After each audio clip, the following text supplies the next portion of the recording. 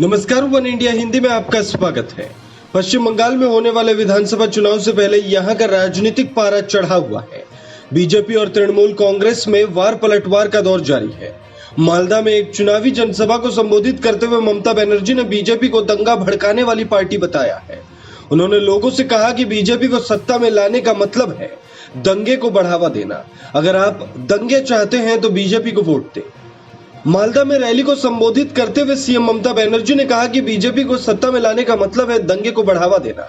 अगर आप दंगे चाहते हैं तो बीजेपी को वोट दें। उन्होंने बीजेपी पर हमला करते हुए कहा कि आप ममता को नहीं हरा सकते क्योंकि मैं अकेली नहीं हूं, मुझे लाखों लोगों का समर्थन हासिल है।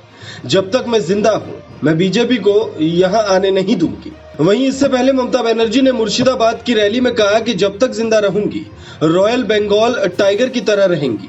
पीएम मोदी पर निशाना साधते हुए उन्होंने कहा था कि बंगाल में गुजरात नहीं, बंगाली ही शासन करेगा। वहीं तृणमूल कांग्रेस छोड़कर बीजेपी में शामिल होने वालों को ममता ने मीर जाफर से तुलना की। हायत में भी फियर का जिक्र किया, आपने यहाँ पे भी फियर का जिक्र किया।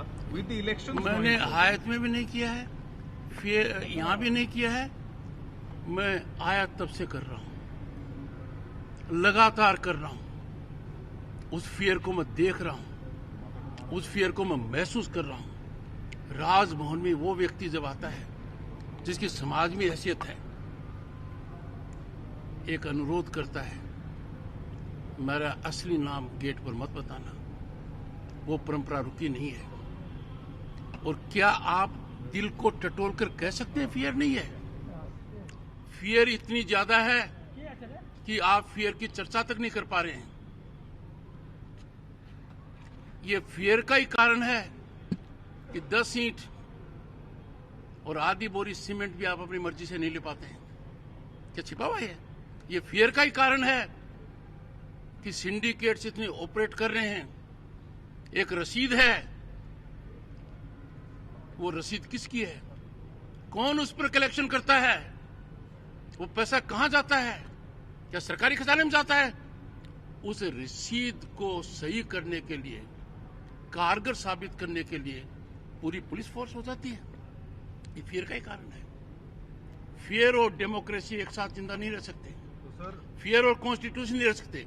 पर्सन पूछने से पहले ये पूछिए, क्या आप कह सकते हैं फियर नहीं है? ये पर्सन पूछिए कि मैं गलत बोल रहा हूं। हिम्मत कीजिए। फियर है, इतनी फियर है कि फियर की चर्चा नहीं कर पाते हैं। वहीं दूसरी ओर पश्चिम बंगाल के राज्यपाल जगदीप धनखड़ ने एक बार फिर से दावा किया कि बंगाल के लोगों के दिल में डर छाया हुआ है और वो उसके बारे में खुलकर बात भी करने से डरे हुए हैं। लोकतंत्र और कानून के शासन में डर से आजादी अहम होती है। दूसरी ओर पश्चिम बंगाल के कलाई कुंडा में रैली को संबोधित करते हुए बीजेपी राष्ट्रीय अध्यक्ष जेपी नड्डा ने आरोप लगाया कि ममता बनर्जी तानाशाही वाली राजनीति पर चलती है। नड्डा ने कहा कि ममता सरकार ने किसानों और आदिवासियों के हित के लिए कोई ठोस कदम नहीं उठाए। नड्डा ने रैली में लोगों को विश्वास दिलाया कि सत्ता में आने पर उनकी पार्टी राज्य के सभी लोगों का चौतरफा विकास करेगी। इस खबर में फिलहाल इतना ही।